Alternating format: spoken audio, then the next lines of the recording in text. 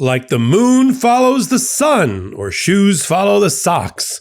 What do we have now because of Donald Trump's insane, mentally deranged tariff policy? A global meltdown on the start of the business week, with things like the Hong Kong Stock Exchange down, sit down for this one, 13%. And Wall Street, so erratic and so looking for any illusory life preserver it can find, actually had a mini rally at the end of the trading day because of a false rumor that Donald Trump was going to hit the brakes and pause the tariffs for 90 days. And that led a mini rally based solely on fake news. So fake that the Trump administration, watching the stock market, decided, I don't know, it was recovering. So it decided to hit the brake again and kill it by announcing on social media that in rapid response, that it was fake news. Good job, Rapid team, for Donald Trump. You just tanked the economy all over again. What's the matter? It was recovering? I'm Michael Popok. I'm not recovered. I'm here on Legal AF, putting on my Wall Street hat again. Let's talk about it. What follows a cold of the flu? The United States gets the flu in the economy and the rest of the world drops dead. That's the way it's always worked. You know, U.S. has a cough, the rest of the world gets a cold. Keep going. We have an entire shredding of value in the trillions and trillions, hundreds of trillions of dollars worldwide in stock because of a press conference that Donald Trump gave on Wednesday in the Rose Garden. Dumbest recession in history. And Wall Street can't believe its eyes. Wall Street can't believe that Donald Trump is doing this. They literally cannot believe it. They're rubbing their eyes thinking they're going to wake up from this nightmare. And they can't believe, particularly, that Donald Trump is crapping all over Scott Bessent, the Treasury Secretary. The only thing that gave Wall Street hope, and I'm going to talk about the different components of Wall Street. The only thing that gave Wall Street hope was that Scott Bessent, not Howard Lutnick, for Cantor Fitzgerald, was chosen to be the Treasury Secretary. There was like a collective sigh of relief on Wall Street. Oh, because Scott Bessent, at least as an adult, at least he ran a hedge fund. At least he worked for George Soros. At least he knows something about macroeconomics. Howard Lutnick wanted that role. Howard Lutnick knows nothing about macroeconomics. He runs a family office that is sort of an outsized family office that owns a couple of public companies, and he's a billionaire as a result of it. He's not a macroeconomic expert. Where is the Council of Economic Advisors for Donald Trump? They don't exist. This is being led by Howard Lutnick, who lost the Treasury role. I guess this is his way of getting back at the American people for not wanting him, and Wall Street for not wanting him to be the Treasury Secretary. So he decided to set Wall Street afire. He's an arsonist, and there's no fireman coming. It's not even like I said in an earlier hot take. Maybe Donald Trump's an arsonist fireman. He wants to put out the fire. But he can't put out the fire in any reasonable amount of time for what he's done. That's how deep the scar that he has created is. It can't be fixed, and it can't be fixed overnight, or certainly not by the midterms. So Wall Street can't believe it. They thought, oh, thank God, Scott Bessent got the Treasury Department position, Secretary of the Treasury, his name on the money, not Howard Lutnick, because that guy's nuts. Okay, guess who's in charge of tariffs? Guess who carried up the big board? Bring up the big board, Howard, in the Rose Garden. Here you are. Here it is. Here's the big board, which is Saturday Night Live so famously lampooned this past weekend, is neither in alphabetical in order nor in numeric order. What order is it in? And why are we taxing islands that only have penguins? These are not reciprocal tariffs. So today, opening bell to the close, tank Dow Jones Industrial Average, tank NASDAQ, tank Standard & Poor's 500, down. Short rally, and people were like, what's the rally over? Oh, rumor that Donald Trump's going to have second thoughts and are going to put a 90-day pause on the tariffs. So it rallied until the Trump administration bleated out in their social media post, fake news. Oh, something's improving in the economy? Kill it. Is that the rapid response team that we're looking for? While Hong Kong bleeds 13% down.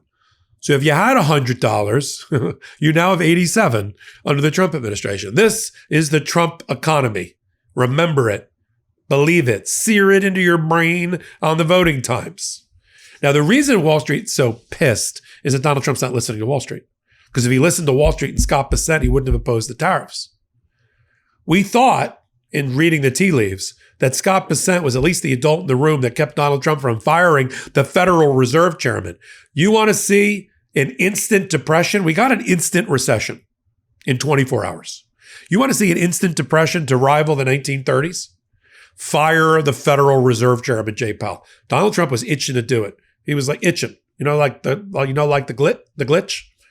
He was itching to fire him. And we believe Scott Bessent told him no. Howard Lutnick, he's a loose cannon. He is a cowboy. He's all hat and no cattle, if you know what I mean.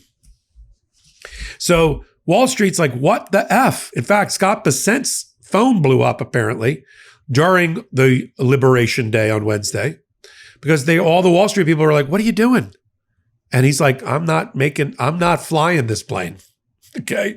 I'm in the back. I'm not in the front. They did not expect that. Now, when I say Wall Street, just to be clear, I don't want to keep using this term that we use a lot, but we never define. Having worked on Wall Street, let me define it for you. Wall Street is comprised of financial services companies and those in the ecosystem around them. It's comprised of brokers who don't take positions, but help two counterparties, large counterparties, usually banks, other traders, hedge funds, equity, and that kind of thing, face off against each other with a broker in the middle because they don't want to face off against each other. And the broker makes a commission by helping to buy and sell these blocks. That's brokerage. Traders work for these large financial institutions, and they're looking to move a buy or a sell or some other strategy, a straddle, all different things. And the traders are the traders with a D, traders and brokers. Salesmen are selling a something. They usually work with traders. Financial analysts work for big banks and stock brokerages and other things, and they it's called cover, a certain industry or segment or business, and they give a thumbs up, thumbs down, buy, sell, hold recommendation based on their deep analysis of the financials of that company. These are usually public companies.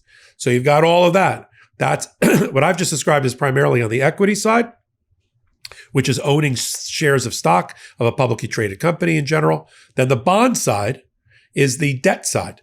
That means you don't own a piece of the company. You own an IOU that the company has given you to pay you at a certain rate of return. We call it the ROI, the return on investment, 3%, 5%, 10%, 12%, whatever it is, that the company needs cash. So it goes out to the debt market, the bond market. You buy a bond. And there's no bond exchange the way there's a stock exchange. There's bond market makers, including Howard Lutnick's old company, Cantor Fitzgerald. Bonds and stocks. Then there's other things, other interesting exotics like foreign exchange, which is the trading of currency and trading one currency against a basket of another currency, and straddles and puts and stays and all sorts of things. But that's Wall Street. It's dominated by the bulge bracket banks, these big banks. You've heard of them: JP Morgan Chase, Merrill Lynch, Goldman Sachs, fill in the blank, BlackRock. Big hedge funds control a lot of money. Big funds that have a lot of money under assets under advisement, under management, billions and billions, almost trillions of dollars. Pension funds are big players in this because they have so much money they have to invest. So a pension fund for a major company or a government, or a labor union, that kind of thing. That is Wall Street. Then you have the banks who are investment banks. We call them iBanks. They're lending, they're helping raise capital, right? It's a financial capital markets, and they're trying to raise money. Capital usually means either by selling debt or equity or shares, that kind of thing. That's what the banks do, and the investment banks do. They help bring companies to market. They help them sell parts of themselves or their bonds so they can have capital infusion. And then you've got like lending going on around that, right? You got treasury bills being sold, which are debt in the US government, right? You got the dollar going up and down. You got gold and other commodities. This is Wall Street, what I've just described.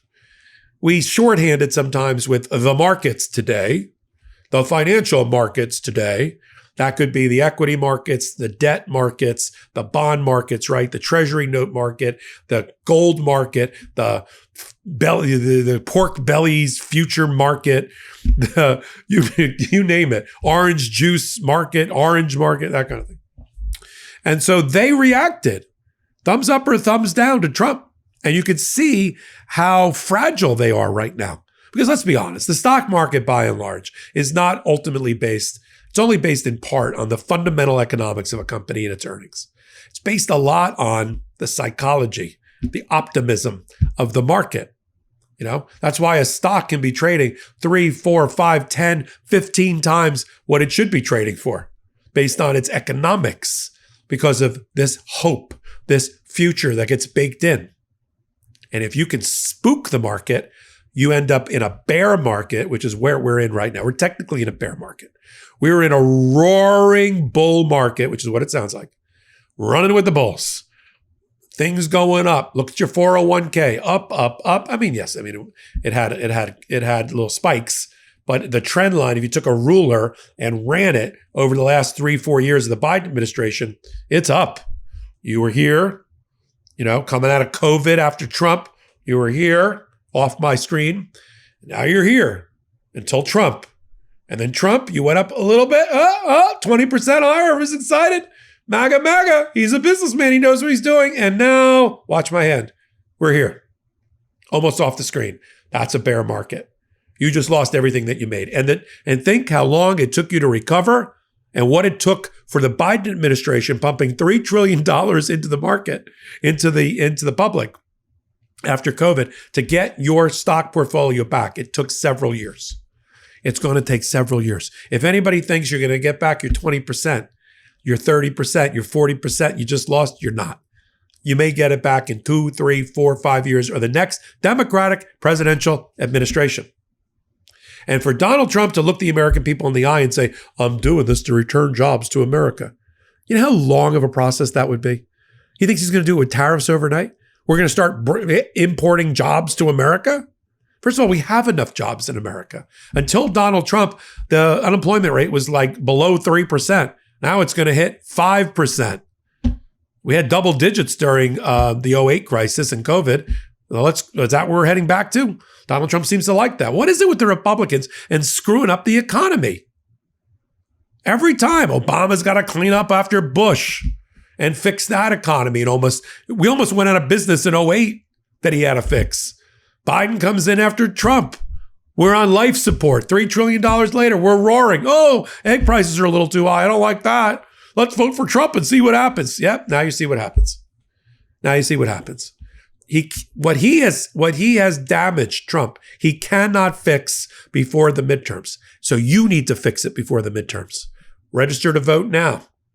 Get ready to vote. And anybody with an R next to their name, hold them accountable and responsible for what's just happened to this economy on Donald Trump's watch. I'm Michael Popok, formerly a Wall Street guy, one of my many jobs, reporting here on Legal AF.